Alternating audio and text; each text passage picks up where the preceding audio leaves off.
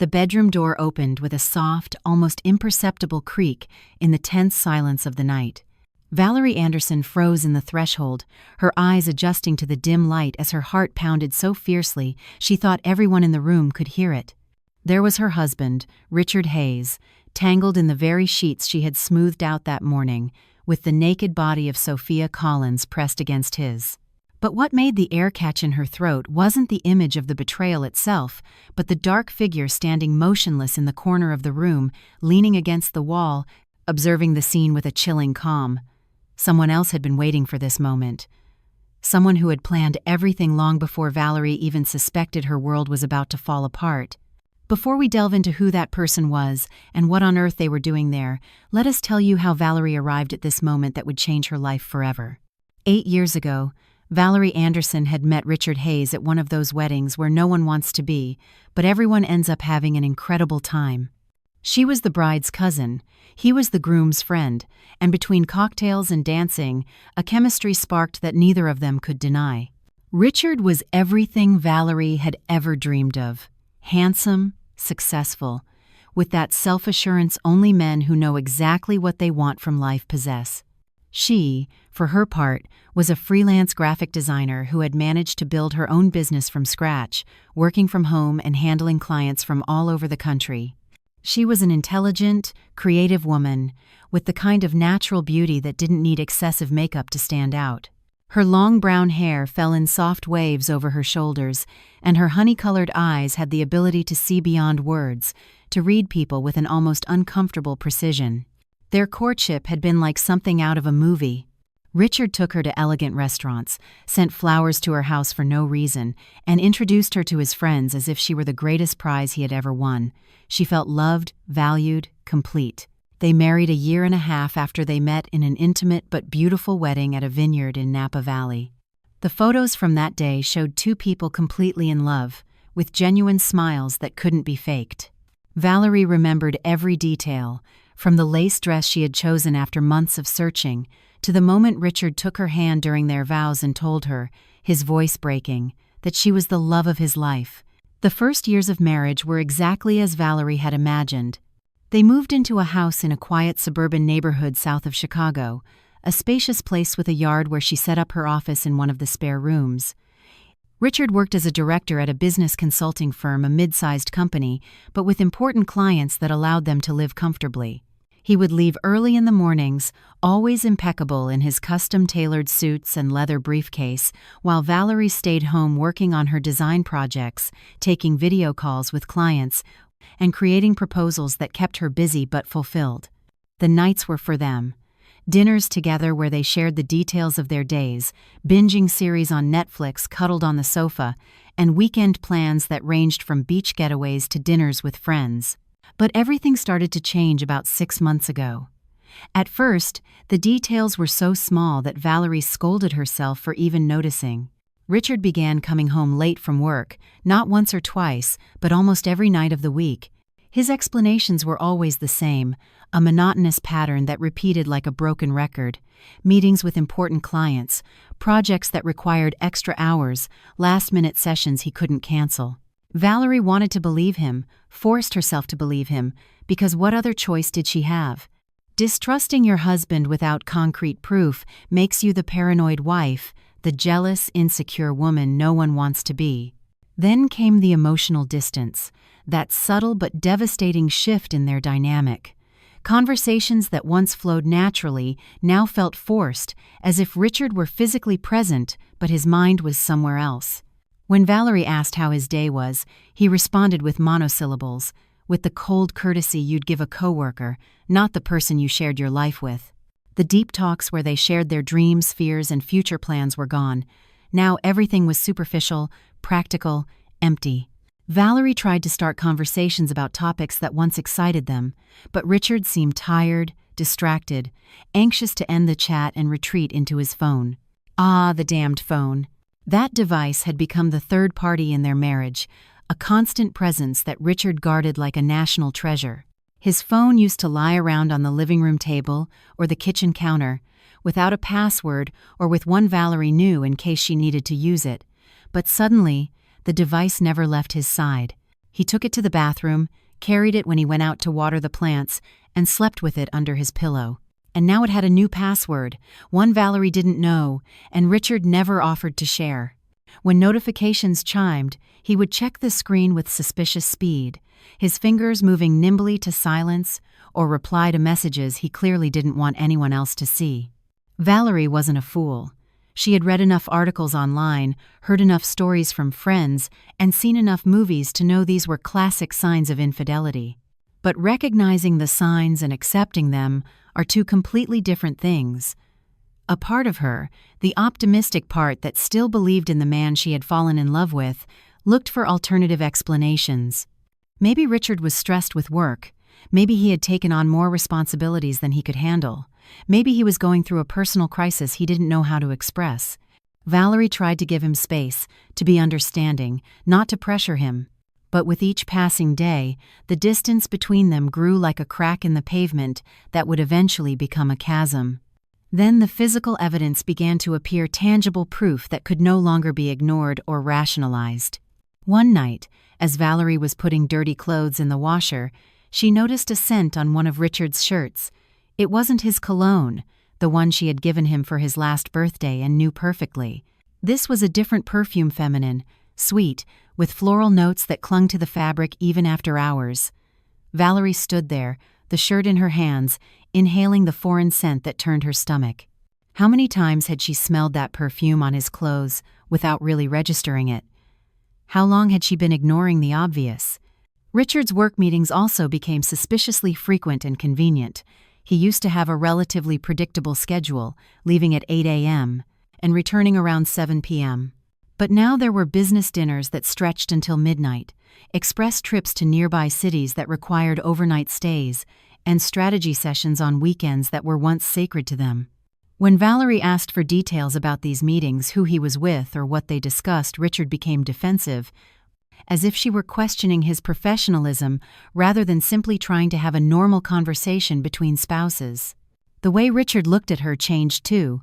Before, when he came home, his eyes would search for hers, he would smile, and he would come over to give her a kiss as a natural greeting.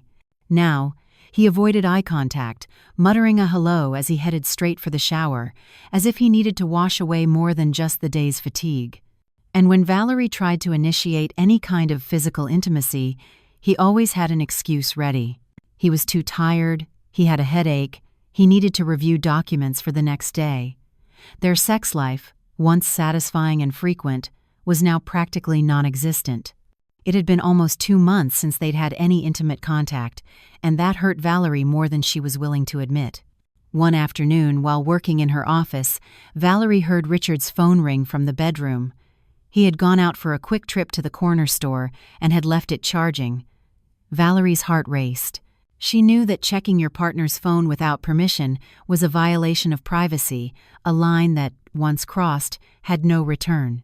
But the need to know, to confirm or dismiss her suspicions, was stronger than any moral principle. She rose from her desk and walked toward the bedroom with slow steps, as if the floor might betray her intentions. The phone was still ringing. The illuminated screen showed a generic contact with no real name. Valerie reached out, her fingers brushing the cool surface of the device, but just then she heard the front door open. Richard was back. She snatched her hand away, as if the phone were scalding, and quickly left the bedroom, her heart beating so loud she thought he could hear it from the entryway. That night, as they ate dinner in uncomfortable silence, Valerie made a decision. She couldn't continue living in this uncertainty, this limbo between knowing and not knowing. The next day, Richard casually mentioned he had an important meeting in Denver and would need to stay there for 2 nights to close a big deal. Valerie nodded, pretending the information meant nothing to her, but in her mind, a plan was already forming. She told Richard that she also had work to do those days and would probably take the opportunity to visit her mother, who lived in Indianapolis. He seemed relieved by the news, far too relieved for Valerie's liking. The morning Richard supposedly left for his trip, Valerie helped him pack his suitcase, folding his shirts with her usual care, tucking his socks into the side compartments, asking if he had everything he needed. He gave her a quick kiss on the cheek, told her he loved her with a lightness that sounded more like habit than real feeling, and walked out the door, his rolling suitcase trailing behind him. Valerie waited at the window, watching him get into his car and drive down the street. Then she waited 2 more hours, long enough to ensure he was far away, settled into his lie. Valerie didn't go to Indianapolis. Instead, she spent those 2 hours mentally preparing for what she was about to do. She showered, dressed in comfortable clothes, and sat in the living room with a cup of coffee, looking at the wedding photos that decorated the walls. In those pictures, Richard looked at her with genuine adoration, with the silent promise that they would always be together. At what point had that promise broken? Had it been a gradual change or a specific moment she had failed to identify? At 9 p.m., Valerie received a text from Richard saying he had arrived in Denver, that the hotel was nice, and that he missed her. She replied with a heart emoji, an automatic gesture that no longer meant anything. Then she got up from the sofa, took her car keys, and drove through the streets she knew by heart until she arrived at her own home. She parked the car half a block away, in a spot where it wouldn't be immediately visible from the windows. The lights of the house were on her house, her home, the place where she had built a life with the man she loved. She walked toward the front door with silent steps, her breath catching with anxiety and fear of what she was about to discover. She put the key in the lock with trembling hands and turned the knob slowly, avoiding any noise that might alert whoever was inside. The living room was empty, but she heard sounds coming from the second floor from her bedroom. Soft laughter, murmurs, the intimate sounds any wife would immediately recognize. Valerie felt the floor shift beneath her feet, as if there were an invisible earthquake only she could feel. But she pushed forward, climbing the stairs with the determination of someone who needs to see the truth with her own eyes, no matter how much it hurts. She reached her bedroom door and stopped.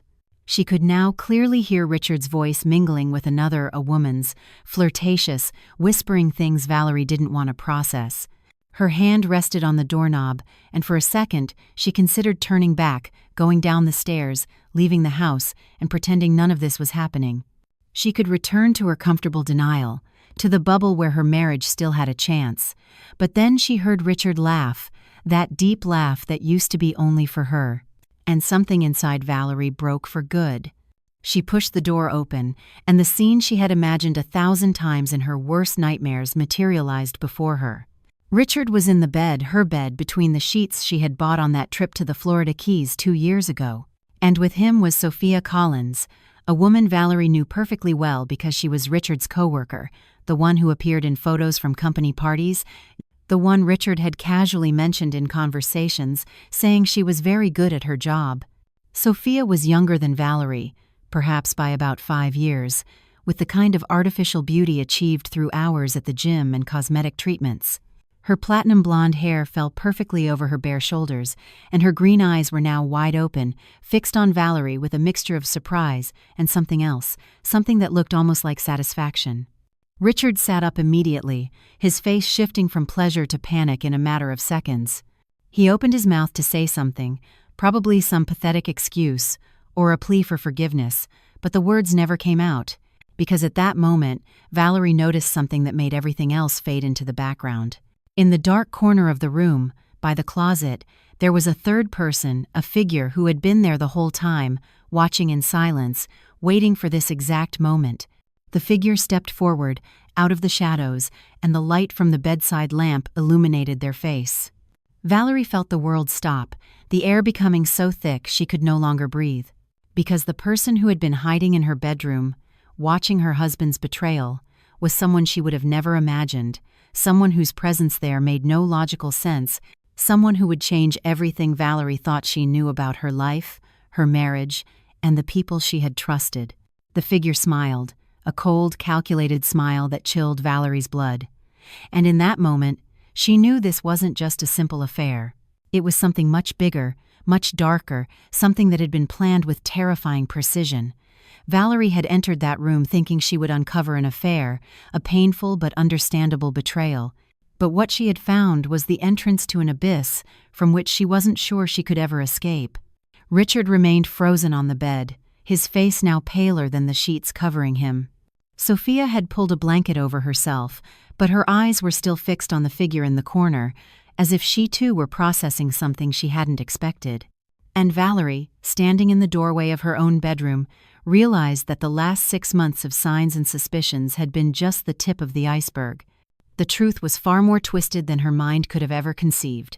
The figure in the corner took another step forward and finally spoke. Their voice was calm, almost casual, as if commenting on the weather and not revealing the secret that was about to destroy everything.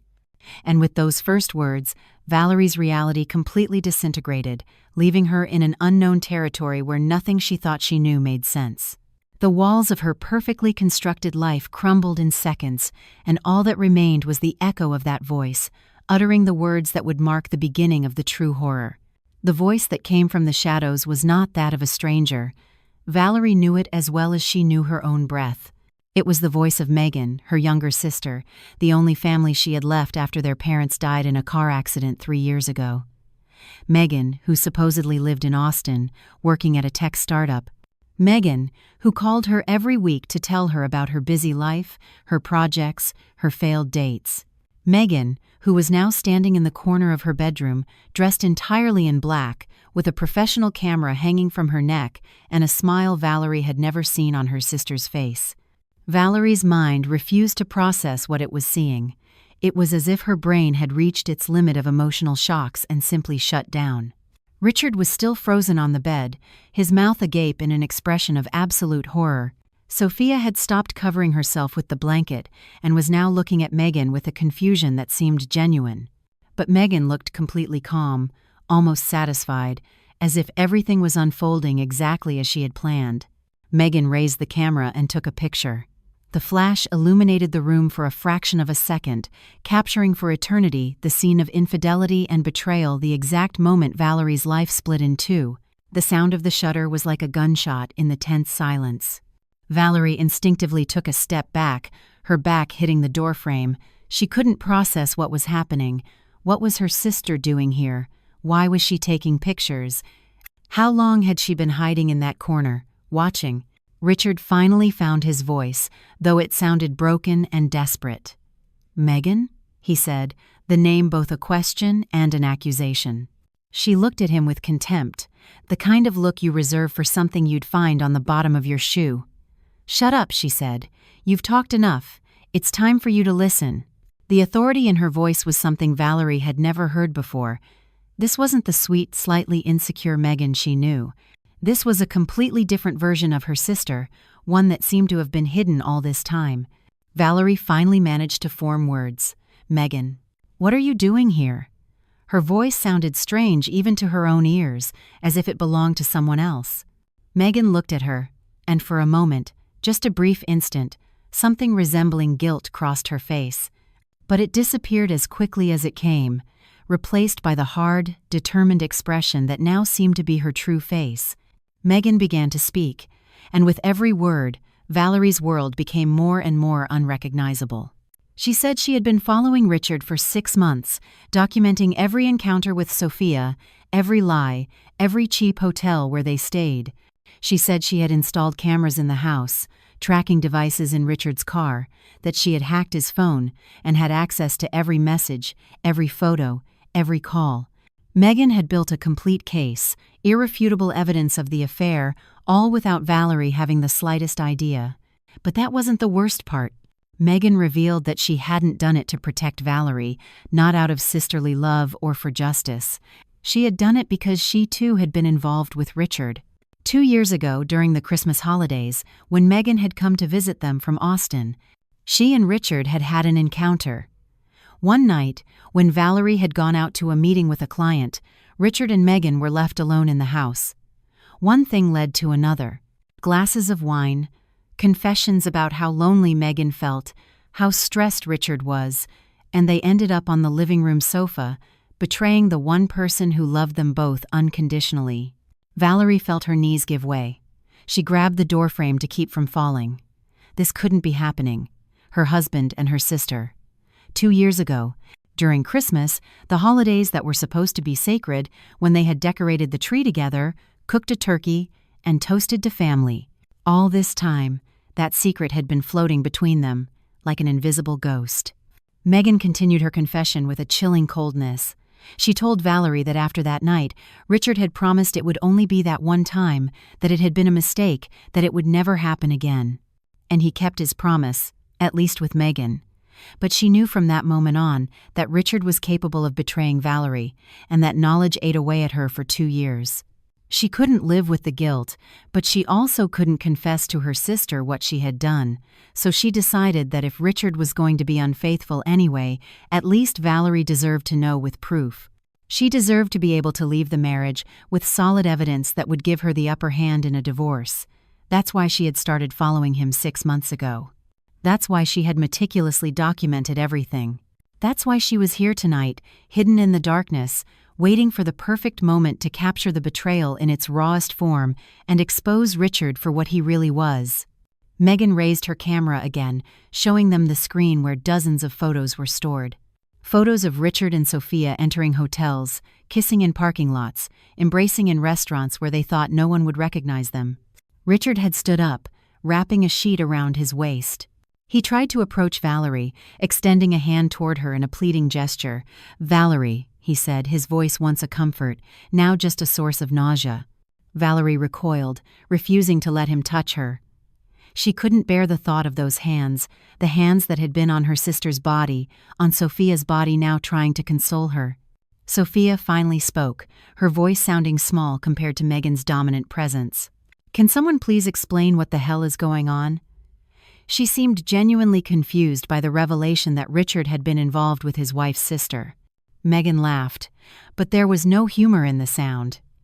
"You're just the latest in a long line," she told Sophia. "Richard collects women like stamps." Those words hit Valerie like a punch to the gut. A long line. How many had there been? How many times had she been cheated on without knowing? All those years of marriage suddenly felt like a lie, as if she had been living with a stranger wearing her husband's face. She looked at Richard, searching for some denial, some explanation that could make sense of it all, but he just looked down, unable to meet her gaze. And in that cowardly gesture, Valerie found her answer. Megan pulled an envelope from her black jacket and handed it to Valerie. "It's all in here," she said. "All the proof you'll need for the divorce. Dates, places, names." There were copies of text messages between Richard and Sophia, hotel receipts, photos with metadata proving exactly when and where they were taken. Megan had done the dirty work for her. She had built the case any divorce attorney would dream of having. Valerie took the envelope with trembling hands. It was heavy, filled with evidence of the betrayal, of the end of her marriage. But as she held it, a question began to form in her mind. "Why?" she asked Megan. "If you really wanted to help me, why didn't you just tell me? Why did you wait 6 months, documenting everything instead of just telling me the truth from the beginning? Why did you let me keep living in ignorance while you gathered evidence like you were preparing a court case?" Megan was silent for a moment, and in that silence, Valerie saw something that sent a shiver down her spine. She saw that her sister had enjoyed this. She had enjoyed every moment of the investigation, every secret photo, every piece of evidence collected. She hadn't done it just out of guilt or to protect Valerie. She had done it because on some twisted level, she enjoyed having that power, that knowledge that no one else had. She had enjoyed being the only one who knew the whole truth. Sophia got out of bed, searching for her clothes scattered on the floor. She muttered something about this being too crazy, that this wasn't what she signed up for. Richard tried to stop her, but she pulled away from his grasp in disgust. "You're sick," she told him. "Your whole family is sick. I don't want anything to do with you."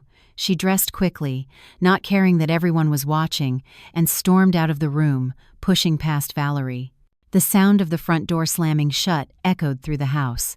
And then there were only 3 of them: Valerie, Richard, and Megan, the betrayed wife, the unfaithful husband, and the sister who had betrayed them both in different ways. The air in the room was so thick it was hard to breathe. Valerie looked at the 2 people who were supposed to be the most important in her life and realized she didn't know either of them. Richard wasn't the loving, successful man she thought he was. Megan wasn't the sweet, vulnerable sister who needed her protection. Richard tried to speak again, his voice cracking with desperation. "Valerie, I'm so sorry. I can explain. Things aren't what they seem." But Valerie held up a hand. silencing him. She didn't want to hear his excuses, his lies wrapped in false remorse. She had heard enough, seen enough. The man in front of her was a stranger, and all the promises he had made, all the moments they had shared, were now contaminated by the truth of who he really was. Megan approached Valerie, trying to put a hand on her shoulder, but Valerie jerked away with a force she didn't know she had. "How could you do this to me?" she asked her sister. "How could you sleep with my husband and then keep calling me every week like nothing happened, like you weren't carrying that secret like a hidden dagger?" Megan tried to justify herself. "I was drunk. He manipulated me. It was the biggest mistake of my life." But Valerie wasn't listening anymore. She was remembering all the interactions between Megan and Richard over the past 2 years. The family parties where they barely spoke, the tension Valerie had attributed to them, simply not having much in common. The past Christmas when Megan had made excuses not to stay long, the birthdays where she seemed uncomfortable whenever Richard was near. All the signs had been there, but Valerie had been too trusting, too naive, too blind to see them. Richard sank onto the bed, his head in his hands. He began to cry, the kind of dramatic sobs meant to evoke pity. He said he had ruined everything, that Valerie was the best thing that had ever happened to him, that he had never wanted to hurt her. His words were those of a broken man, but Valerie could only see them as one last manipulation, a final attempt to make her feel sorry for him when he was the one who had methodically destroyed everything. Megan began to explain her plan in a level of detail that was disturbing. She had rented an apartment in Chicago 6 months ago, one from which she could monitor all the devices she had installed. She had hired a hacker to get into Richard's phone, paying him with money from an inheritance their parents had left her. She had learned surveillance techniques from watching online videos, had bought professional equipment. She had dedicated every spare hour she had to building this case. Her life in Austin was a lie. She had really been in the city all this time, obsessed with exposing Richard. Valerie listened to all this with a growing sense of unreality.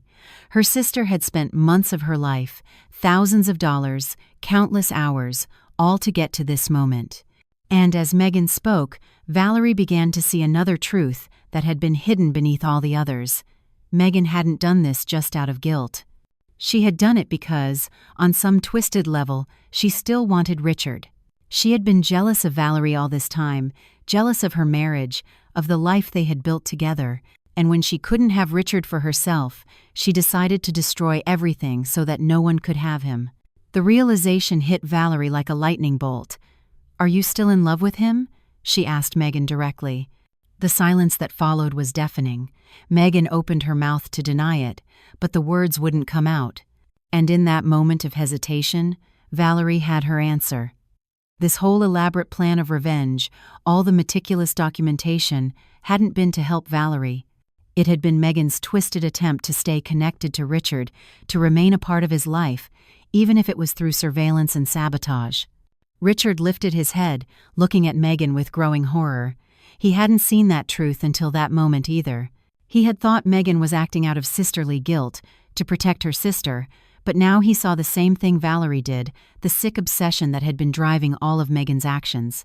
"You've been stalking me?" he asked her.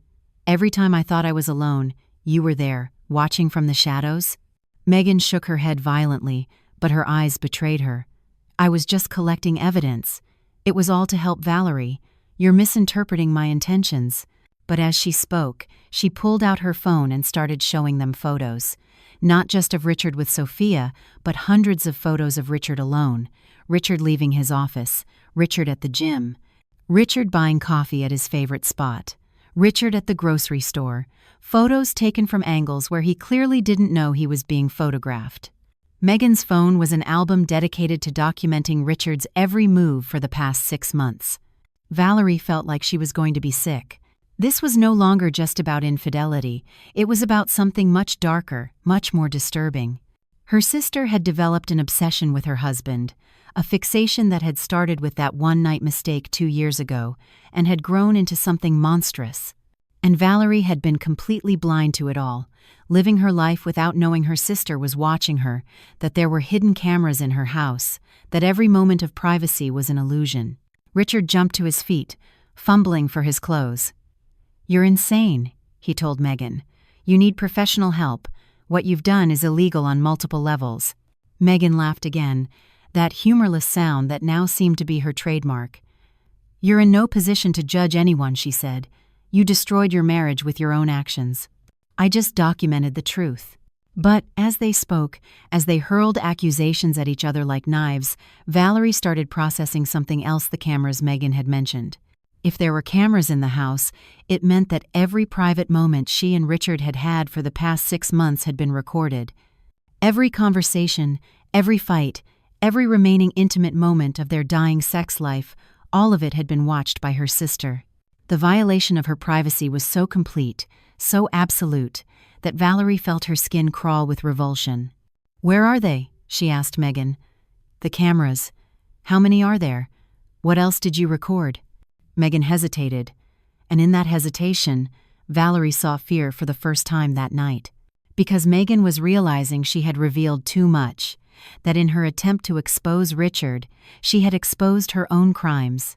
She had admitted to hacking, illegal surveillance, and a massive invasion of privacy. The envelope full of evidence she had given Valerie was also evidence against herself. Richard saw the same realization, and his eyes lit up with something like hope. "If you release those photos, I'll sue you," he told Megan. "You'll go to jail for what you've done." Megan took a step back, her confidence starting to crumble, but then she pulled a USB drive from her pocket and held it up. "All the recordings, all the photos, all the evidence is on multiple copies, saved in different places," she said. "If anything happens to me, if you try to take legal action, everything will be made public. Your emails with Sophia, the private conversations you had with other women Valerie doesn't even know about it, will all come out and destroy not just your marriage, but your professional reputation." The room fell silent as the weight of that threat settled over them. Megan had trapped them all in her web. She had evidence against Richard that would ruin his life, but using it would expose her own crimes. It was a perfect stalemate, a chess game where everyone had lost before it even began. And Valerie was stuck in the middle, her life shattered by the actions of the two people who were supposed to love her most in the world.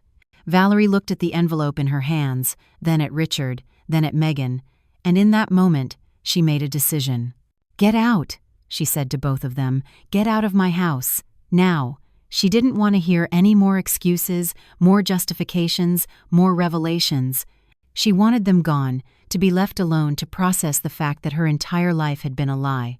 Richard tried to protest, starting to say it was his house too, but the look Valerie gave him silenced him immediately. There was something in her eyes neither of them had seen before, a coldness, a determination that made it clear she was no longer the naive Valerie she had been an hour ago. Megan also tried to stay, reaching a hand toward her sister in a gesture of reconciliation. But Valerie flinched away, as if Megan's touch could burn her. "You lost the right to call yourself my sister the moment you slept with my husband," she said.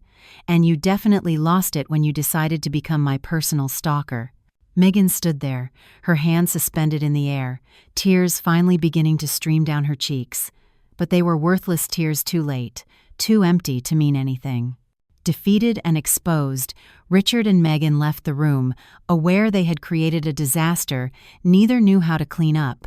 Valerie heard their footsteps on the stairs, heard the front door open and close twice. And then she was alone in the room she no longer recognized as her own, surrounded by evidence of multiplied betrayals, holding an envelope that contained the proof that everything she had believed about her life was a carefully constructed illusion. She slid down to the floor, her back against the wall, and finally let the tears come. But they weren't tears of sadness, or at least not just sadness. They were tears of rage, of betrayal, of complete disorientation about who she was now that everything that defined her had been ripped away. And as she cried, the envelope resting in her lap like a physical reminder of her new reality, Valerie realized this wasn't over. This was just the beginning. Valerie spent the entire night sitting on her bedroom floor, the envelope of evidence beside her, unopened. Every time she thought about looking through it, at seeing the photographic proof of Richard's betrayal, something inside her rebelled. She had seen enough with her own eyes. She didn't need more images seared into her memory. When the sun began to filter through the curtains, she realized she had to get up, had to do something. She showered mechanically, letting the hot water run over her skin as if it could wash away the filth she felt. She dressed and went down to the kitchen. The house looked the same, but nothing was the same. It was no longer her home, it was a stage. She was making coffee when the doorbell rang. Her first instinct was to ignore it, but it rang again, insistently, followed by firm knocks. Valerie walked to the door and looked through the peephole. It wasn't Richard or Megan. It was a woman she didn't recognize, in her 50s, dressed in an elegant business suit. Valerie opened the door cautiously. The woman introduced herself as Adriana Foster, an attorney specializing in family law. She said Megan had given her the address and asked her to come talk to Valerie about legal options for the divorce. A wave of rage washed over Valerie at her sister's audacity. Not even 12 hours had passed, and Megan was already trying to control the narrative. She told Adriana she didn't need her services and began to close the door, but the attorney stopped her. "I understand this is a difficult time," she said, "but there's information you need to know, information that goes beyond a simple case of infidelity." The urgency in her voice made Valerie pause. She opened the door and let the lawyer in. They sat in the living room, on the same sofa where she and Richard used to dream about the future. Adriana opened a folder. "What I'm about to tell you will change your perspective on everything," she said. "It may be painful, but it's necessary."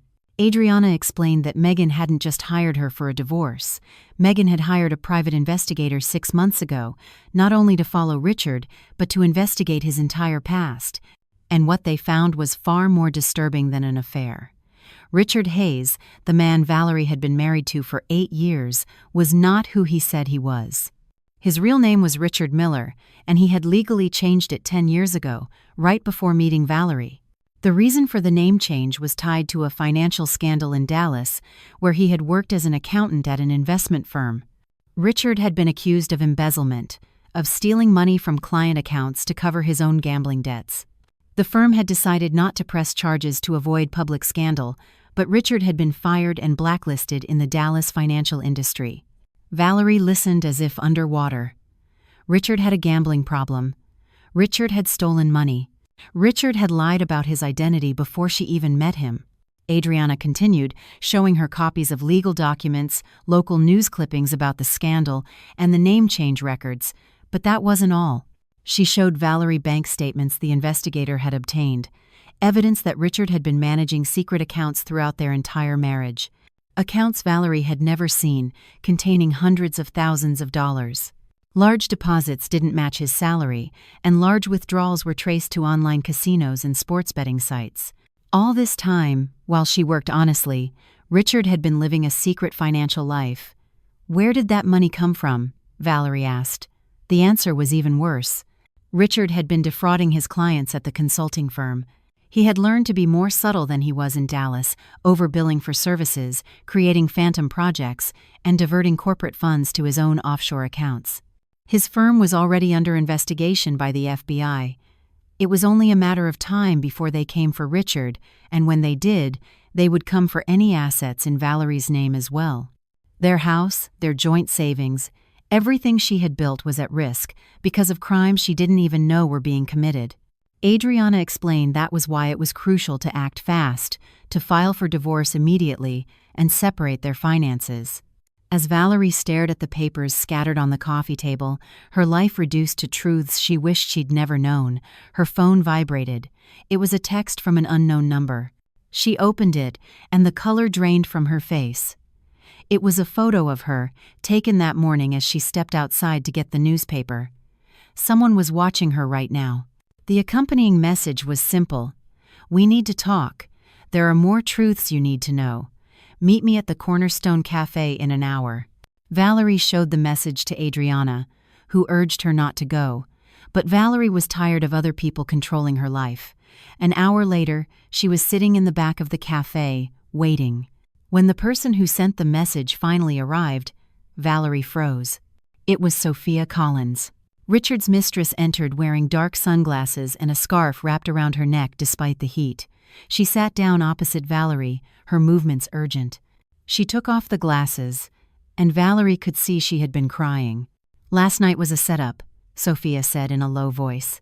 "Not just for you, but for me too. She hadn't known Megan would be there. In fact, Sophia hadn't even known Richard was still actively married until 3 months ago. Valerie laughed humorlessly. She worked with him. How could she not know? Sophia admitted she knew he had a wife in theory, but Richard had spun an elaborate tale of separation, claiming Valerie had cheated and they were only legally married for financial reasons. He said they were just roommates waiting for the divorce to be finalized. Sophia had believed him because he was charming, because he knew exactly what to say. She admitted she had been a fool, but she hadn't come just to apologize. After last night, she had started her own investigation into Richard, and what she discovered terrified her. Sophia worked in the firm's finance department. She had access to accounts and internal documents. And when she started looking for irregularities associated with Richard, she found lots of them. He had been diverting funds, falsifying invoices, and manipulating financial reports. Worst of all, he had been doing it all using Sophia's access credentials. Every fraudulent transaction was logged as if she had authorized it. Richard had been setting her up as his scapegoat from the beginning. If the FBI investigation progressed, Sophia would be the one going to prison, not him. Sophia's voice trembled with fear and rage. "There's more," she said. "Something not even Megan's investigator found. Richard had partners, powerful people involved in the fraud scheme. One of them was Gregory Collins, Sophia's uncle, who also worked at the firm as the director of operations. Gregory had been the one to recruit Richard, teaching him how to manipulate the system, and he hadn't chosen Richard at random. He had sought him out specifically, researching his past, knowing about the Dallas scandal, knowing Richard was vulnerable and controllable. And the reason Gregory wanted Richard was because Richard was married to Valerie Anderson. Because the Anderson name meant something in certain circles, something Valerie herself was unaware of. Valerie stared in total incomprehension. Her family had been normal, middle-class people. Her parents were schoolteachers. What could her name possibly mean to financial criminals? Sophia showed Valerie a photo on her phone of an old yellowed document. It was a will dated nearly 40 years ago, signed by one Augustus Anderson. Valerie vaguely recognized the name, her paternal grandfather, who had died when she was very young. The will stated that Augustus Anderson left his fortune including properties, company shares, and bank accounts to his direct heirs. Valerie knew her father had inherited some things, but nothing extraordinary. Sophia showed her another document, a recent financial audit commissioned by Gregory. It revealed that Augustus Anderson's assets had grown exponentially in value over the last 40 years. What was a modest fortune at his death was now worth millions of dollars. And there was a specific clause in the will. The entire inheritance would pass to the grandchildren when the last of Augustus's children died. Valerie's father had died in the car accident 3 years ago. The world spun around her.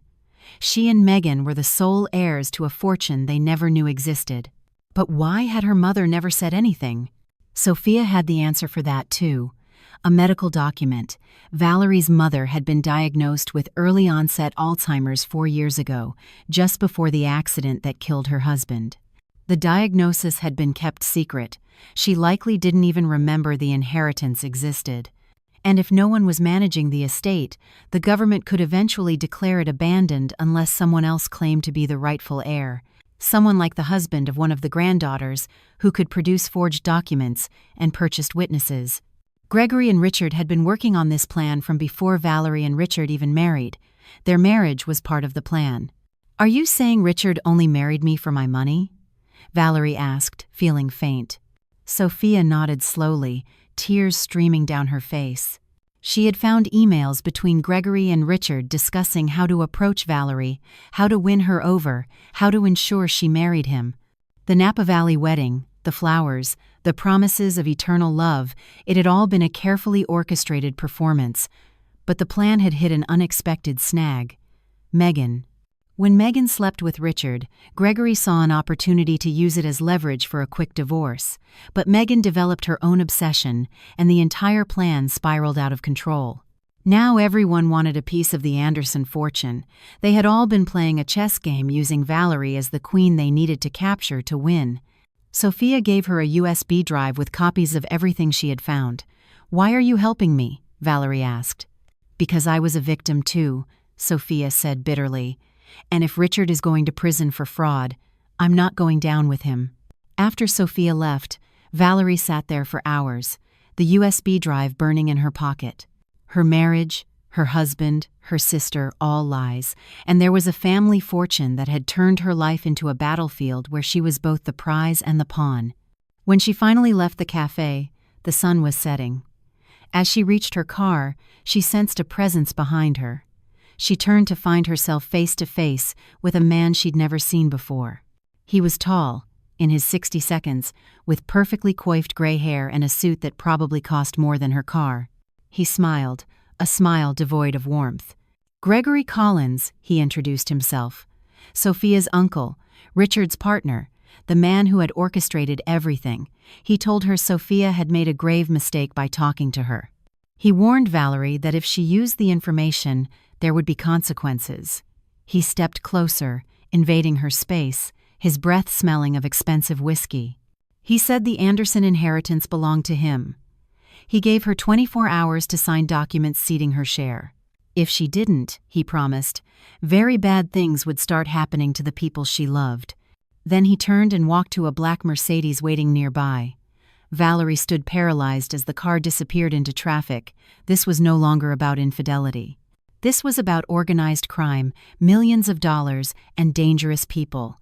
She got in her car and drove, ignoring the calls from Richard and messages from Megan. She was completely alone, surrounded by enemies, with a fortune she didn't want but everyone else was willing to kill for. And as she drove through the city lights, Valerie made a decision. She would no longer be the victim. If they wanted to play dirty, she could learn the rules of the game too. And she had something none of them expected.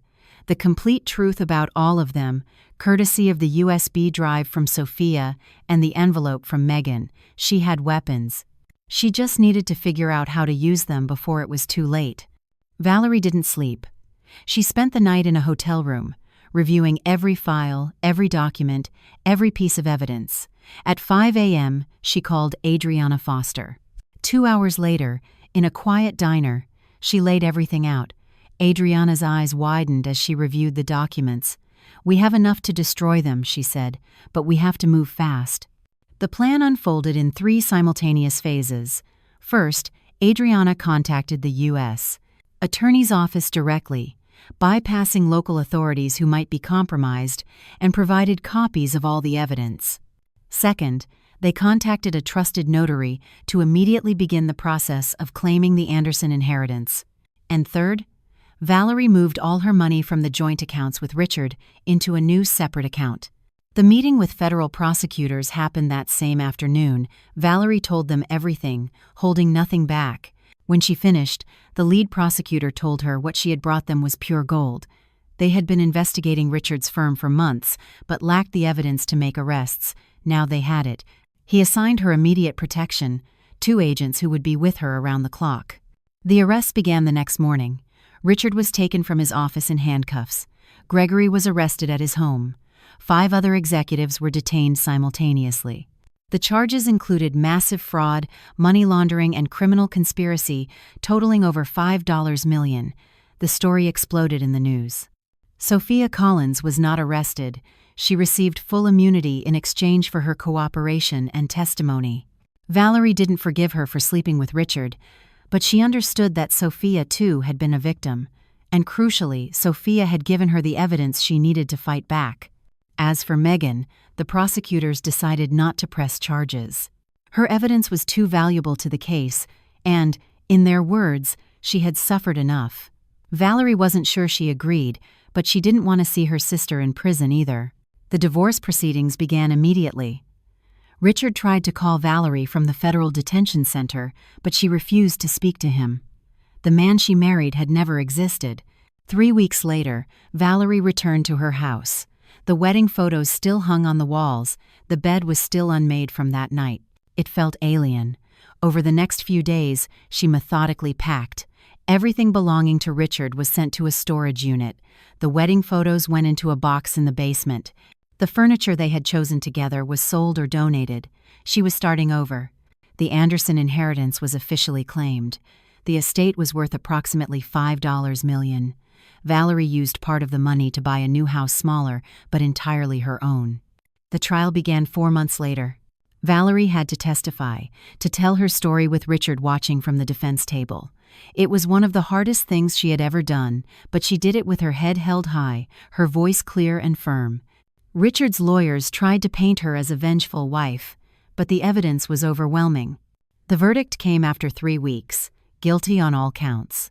Richard was sentenced to 18 years in prison. Gregory Collins received 20. The consulting firm was dissolved, its assets seized to compensate the victims. Valerie walked out of the courthouse that day and realized she could finally breathe. The weight was gone. Her life was her own again. Her relationship with Megan remained in a complicated gray area. They saw each other occasionally for tense meals, filled with superficial chatter. Valerie wasn't sure if she could ever fully forgive her, but Megan was the only family she had left. Megan eventually started therapy, a non-negotiable condition for them to have any relationship at all. 6 months after the trial, Valerie was sitting on the deck of her new house, a cup of coffee in her hands, watching the sunrise. Her graphic design business was thriving. She had hired 2 assistants and was thinking about expanding. The new house was perfect, decorated in bright colors and modern art that Richard would have hated. She had adopted a chubby orange cat named Mango who was now purring at her feet. Her mother was in one of the best Alzheimer's care facilities in the country, paid for by the inheritance. Valerie was in therapy too, learning to process the trauma and, slowly, learning to trust again, not in others, not yet, but in herself. One afternoon she received a letter from Richard, sent from prison. It was filled with apologies, explanations, and claims that his feelings for her had become real. She read it once, then tore it into tiny pieces and threw it in the trash. He no longer occupied any space in her mind. She started going out with friends again, rediscovering the parts of herself she had suppressed. She wasn't ready for a new relationship, but she was open to the possibility, someday. The worst moment of her life that night she opened her bedroom door had also been her liberation. It had forced her to face horrifying truths, but on the other side, she found a strength she never knew she possessed. She had survived the unimaginable and emerged not just intact, but stronger. Valerie Anderson was no longer the naive woman she had been. She was someone new, forged in fire and tempered by betrayal. She was a survivor, a fighter, a woman who knew exactly who she was and what she was worth. And as she watched the sun finish its ascent, painting the world anew, she knew that the best part of her life was just beginning.